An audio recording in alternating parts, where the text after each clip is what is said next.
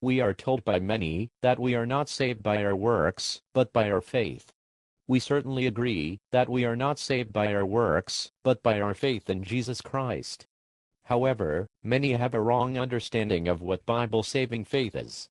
The faith they talk about seems to have little or no bearing on the way they conduct their lives. Duncan Campbell of the Hebrides Revival said something to the effect of, "We are saved by faith alone, but the faith that saves is never alone." How true! The Apostle James wrote, "Thou believest that there is one God, thou doest well, the devils also believe and tremble. But wilt thou know, O vain man, that faith without works is dead?" Faith that saves is not just intellectual or mental assent. The Apostle Peter contrasts believing God with disobedience. Real Bible heart faith that saves obeys God. The Apostle Paul writes about the obedience of faith, and also for obedience to the faith. The Apostle Paul writes in the book of Galatians, "Faith which worketh by love." Notice again, faith works. It works by love. Our society has such a false idea of true love. They often think it is physical attraction, emotion, feeling, and so on. The Apostle John described it this way, "For this is the love of God, that we keep his commandments." The love of God is keeping the commandments of God. So the faith that saves works by love, and love keeps the commandments of God. Most people in our society have the idea that, since they are saved by faith, they are no longer obligated to keep the commandments or law of God. The Apostle Paul wrote, "Do we then make void the law through faith? God forbid. Yea, we establish the law."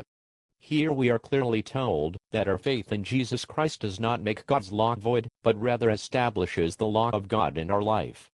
If we have faith in God, we obey God's laws.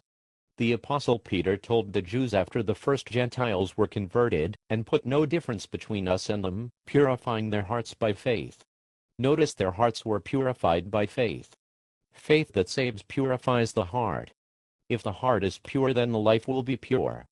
A faith that saves is a faith that overcomes the world. The Apostle John wrote, "For whatsoever is born of God overcometh the world, and this is the victory that overcometh the world, even our faith." If we have real saving faith, we will overcome the world.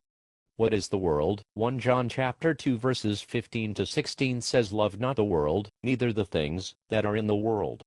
If any man love the world, the love of the Father is not in him. For all that is in the world, the lust of the flesh, and the lust of the eyes, and the pride of life is not of the Father, but is of the world." The world we will overcome is the lust of the flesh, the lust of the eyes, and the pride of life.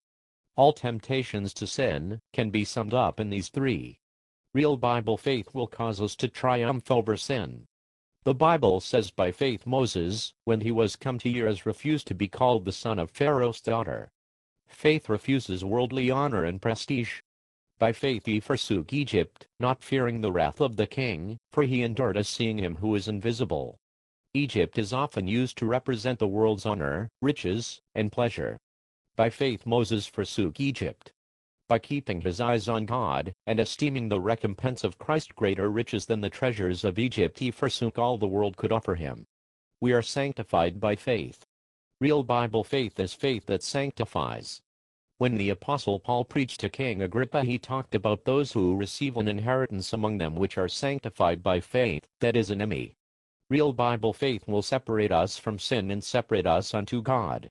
In conclusion, real Bible faith is the kind that obeys God, which loves God by keeping his commandments, that establishes the law of God, that purifies the heart, that overcomes the world, that gives us victory over sin, that refuses worldly honors, pleasures and riches, and sanctifies the life.